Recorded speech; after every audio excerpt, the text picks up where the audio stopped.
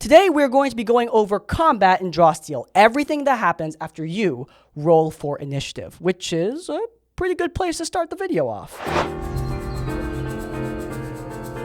Okay, when you roll for initiative, only one person needs to roll the dice. They roll 1d10. On a 6 or higher, the heroes go first. On a 5 or lower, the villain will be taking their first turn instead.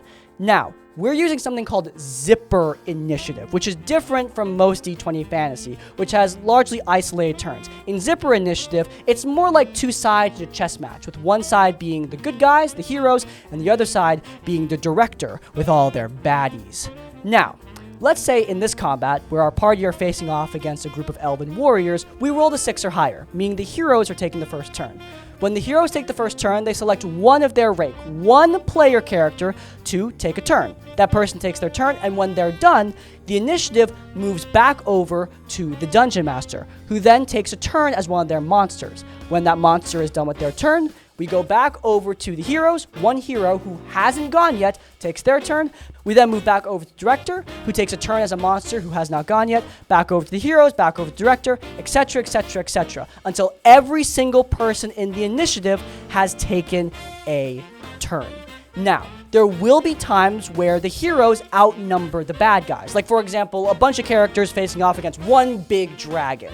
The dragon is only going to have 1 or 2 turns in combat, depending on the type of creature, which means the heroes are going to take multiple turns in a row. This is completely okay and expected in the game. Now, there are also going to be times where the heroes are outnumbered by the bad guys. A bunch of good guys against a huge swarm of enemies. This is very common. In this case, the director is encouraged to group enemies together. There's not much you can do when there's a bunch of heroes taking their turns in a row, but this is very fun for the player characters. It's less fun for the player characters if they have to wait for your huge swarm of bad guys to take their turn all at once, because there's only 5 of them and 30 baddies.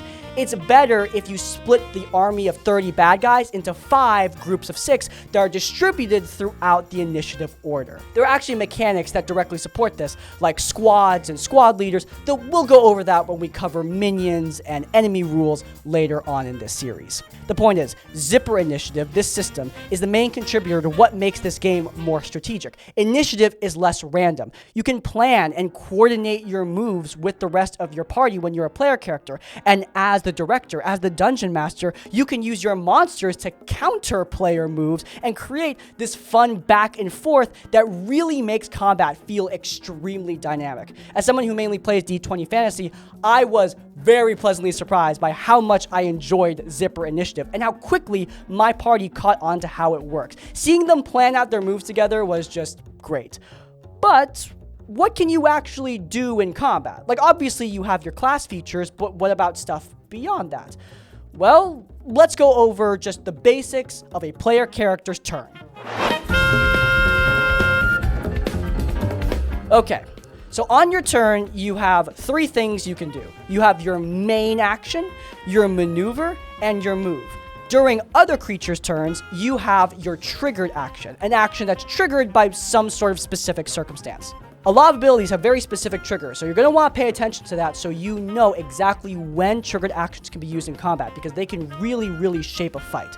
But anyway, triggered actions aside, back to your main action, your maneuver, and your move. Each of these can be used for class-specific abilities. However, there are also generic abilities that can be used by anyone of any class, and we are going to be going over almost all of them right now. Normally, you're going to want to use your main action for some big attack bestowed upon you by your class, but sometimes you're going to want to do something else, like most notably, the heal action. The heal action is extremely important, especially in difficult combats. If you have fellow party members falling below 0 hit points, the heal action allows you to move up to them and spend one of their recoveries so that that player character can heal up. This is going to be very important, especially since in Draw Steel, you're guaranteed to take damage. Enemies cannot miss you. So being able to heal your allies when they drop below 0 hit points, It's important. You also have the charge, which allows you to move into battle and make a powerful strike against your enemy when that movement is complete. You have the defend action, which allows you to impose debuffs against creatures attacking you. Keep in mind, the defend action will not completely prevent damage, but it will result in you taking less damage. You also have your free strike, which is your weakest ability. This is your basic punch. It is an extremely weak attack that you should only use if you absolutely need to. Free strikes are usually activated by other effects, though if you want to, you can burn an action to use a free strike. You just probably shouldn't do that. Beyond those actions, we also have trading for a maneuver, which allows you to remove your action and get a second maneuver, or trade for move, which allows you to remove your entire action in exchange for a second move. These two abilities can be really useful if you want to use 2 maneuvers to set up 2 of your allies for powerful combos, or you really need to get out of a situation and you want to use 2 move actions so that you can run away from some really evil bad guy. Okay, those are your main actions. What about your maneuvers? Maneuvers are going to be generally less powerful than the main action, but they are going to combo well with both your allies and inside of your own turn. Use maneuvers to set up more powerful actions and to help your allies out in combat. Your main maneuver that you're going to be using a lot, though, is something rather selfish. It is Catch Breath. Catch Breath allows you to spend one of your recovery dice to heal. Like I said before, in a game where you are guaranteed to take damage by the enemy if they attack you, being able to heal a little bit in combat is very, very useful. As I've gone over in other videos, Catch Breath allows you to use your maneuver to spend a recovery dice and heal a third of your hit points. This is a big deal, but keep in mind that you cannot do this if you are below 0 hit points. If you are dying, Catch Breath is unusable. You need to have an ally run up to you and use the heal action instead. Hence why that heal action from before is so important. But healing is not the only thing your maneuver can be used for. You can also use it to aid an ally with an attack, meaning they get some minor buffs. That can mean they deal a lot more damage against an enemy. You can also use your maneuver to roll a power roll and grab an enemy, giving you some buffs to attacking them, as well as preventing them from running away, which is nice. You could also use your maneuver to escape a grab using a power roll, which can be important if the enemy is grabbing you. Your maneuver can also knock back enemies with a power roll. You can also search for hidden enemies that are hiding on the battlefield in stealth. A maneuver can be exchanged so that you can stand up once knocked prone. And finally, you can use your maneuver to make a basic test, which is like a skill check in other D20 games. Finally, we have move. Moving is more basic than your main action or your maneuver, but it's still very important as it's how you get around the battlefield. Now, when you are moving, you do have 3 different types of movement. First, you have advance, where you simply take your full movement speed, and you can move as much as you need to get to your enemies or to run away from your enemies.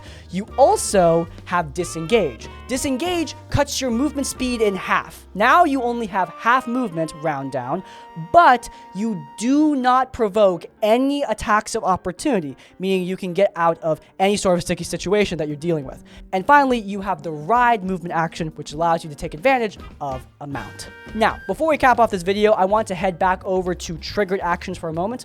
Most triggered actions are going to be class specific. However, there is a generic triggered action that I'm sure you're going to be familiar with if you've already played a game like Pathfinder or Dungeons & Dragons, the attack of opportunity. Your opportunity attack will always be a free strike. If you recall, a free strike is one of your weakest abilities. So you're still going to be dealing damage, but it's going to be less damage. But damage could be the difference between winning or losing a fight. This also goes for your enemies, by the way. If you get hit by an attack of opportunity from your foes, they're also just using their weak free strike damage. So if you have to eat an attack of opportunity, it may not be a big deal as a player character.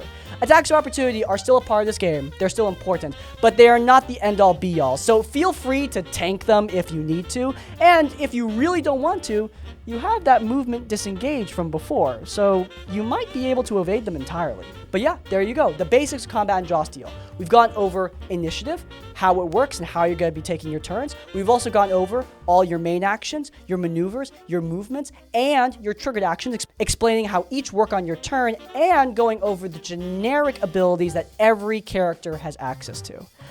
Whew, that was a lot of information, but I hope you enjoyed it. Now, I believe, my friends, that you are ready to get out there and draw steel.